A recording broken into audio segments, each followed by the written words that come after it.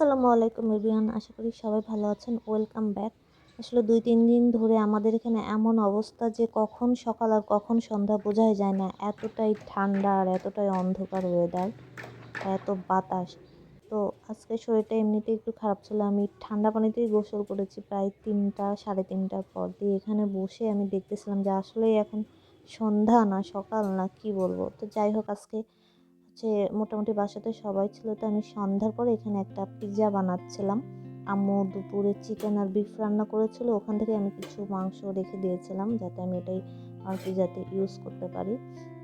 দিয়ে ওইগুলো দিয়ে এটা টপিং দিয়ে সাজাচ্ছিলাম আর কি। তারপরে চিজ দিচ্ছিলাম, আর চিজ সবাই একটু কম খায় সেই জন্য আমি কমই ব্যবহার করেছি। আর আমি সবসময় ইন্ডাকশনের চুলাতে লো হিটে 15 থেকে 20 মিনিট বেক করি পিৎজা বানাই। আমি আসলে ওভেনে আমার পিৎজাটা ওইভাবে হয় না, আর আমি ওইভাবে করতেও পারি না, তো করা হয় না। আমি ইন্ডাকশনের চুলাতেই করেছিলাম। তো এখানে পিৎজা বানিয়েছিলাম, আর তারপরে আমি গলা খুব ব্যথা করছিল, দিয়ে এখানে দুধ দিয়ে আদা দিয়ে একটা চা বানিয়েছিলাম মশলা দিয়ে।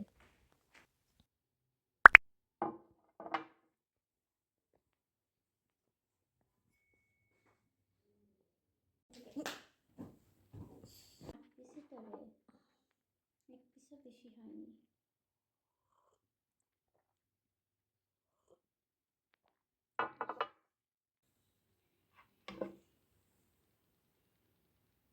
এটা ভেঙে দেবো। Wow!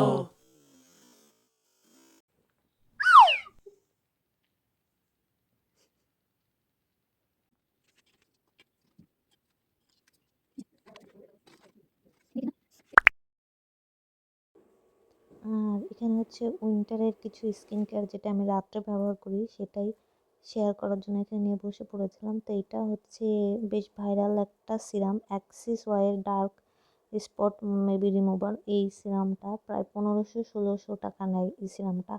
এই সিরামটা প্রায় কয়েকটা আমি ব্যবহার করেছি। কাজ করে না তা না, কিন্তু কাজ করে, খুবই স্লো কাজ করে জিনিসটা। আর এই সিরামটার সাথে যদি আমি এই স্কিনোর সিরামটা কম্পেয়ার করি তাহলে বলবো এটা আর ওটার মধ্যে আকাশ পাতাল ফারাক। স্কিনোর একনি সিরামটা অনেক অনেক বেটার এটার থেকে। তো এই সিরামটার আসল নকল চেনার একটা ওয়ে আছে। আমি যে সব থেকে নেই, ওনারা আমাকে বলেছিল যে কোনটা আসল কোনটা নকল, কারণ এটা বাজারে এতভাবে মানে এতভাবে যে নকল বের হয়েছে। তো আমাকে শিখিয়ে দিয়েছিল যে এইখানে একটা সিম্বল হয়তো মেবি থাকে না, না থাকলে সেটা গিয়া আসল, এরকমই কিছু একটা বলেছিল, আমি ভুলে গিয়েছি। আর এটা 1500-1600-র মধ্যে এক এক দোকানে বা এক এক অনলাইন পেজে এক এক রকম প্রাইস নেয়। আর রাতে আমি লোশন মাস্ট লাগাই, এটা লাগাই, নয়তো ভ্যাসলিনের এইটা লাগাই, আর নয়তো মেরিল বেবি লোশন লাগাই, কারণ রাতে লোশন লাগানো অনেক জরুরি। আমাদের স্কিনে ময়শ্চারাইজার লক করে থাকে, সারা রাত ঘুমালে তখন স্কিনটা সারা রাত লক হয়ে থাকে। তো আমি লোশন ছাড়া কখনোই ঘুমাই না, রাতে আমার লোশন মাস্ট চাই, আমি দিনে না লাগাইলেও রাতে লাগাই। আর এটা গিয়া ভ্যাসলিন, যেটা আমি প্রতিদিন রাতে হচ্ছে ফ্রেশ হওয়ার পর ঘুমানোর আগে হালকা তয়লা দিয়ে লিপ স্ক্রাব করি, দিয়ে তারপর ওইটা লাগাই। আর এইটা আমাদের দাদি নানিরা ব্যবহার করতো, তিব্বতের একটা পমেড। এটার স্মেলটা এত সুন্দর, এতই ভালো লাগে আমার। আর এটা আমি পায়ে আর হাতের তালুতে লাগাই, পায়ে লাগিয়ে তারপরে একটা মোজা পরে থাকি যাতে স্কিন ড্রাই না হয়ে যায়। এটার প্রাইসটাও একদমই অ্যাফোর্ডেবল প্রাইস, মনে হয় আন্ডার 100 এরকমই প্রাইসটা নিয়েছিল মেবি। এটার স্মেলটা অনেক সুন্দর। আর এখন আসি গিয়ে এই যে সিরামটা নিয়ে। যাদের স্কিনে একনি প্রবলেম আছে তারা এই সিরামটা চোখ বন্ধ করে ব্যবহার করতে পারে। এটা গিয়া স্কিনোর একনি সিরাম। এটা মেনলি সাউথ কোরিয়ারই, কিন্তু আমাদের বাংলাদেশে এসে মেবি প্যাকেট হয়। এই সিরামটা আর এই সিরামটার সাথে যদি কম্পেয়ার করি তাহলে স্কিনের এই সিরামটা অনেক বেশি বেটার। এটা ওইটা অ্যাক্সেস ওয়ারটা 1500-1600 টাকা, আর এটা 450 থেকে 500 টাকা। তো এই সিরামটা আমি এমনিতেই আমার যখন একটা দুটা কপালে একনি বের হয় তখনই লাগাই।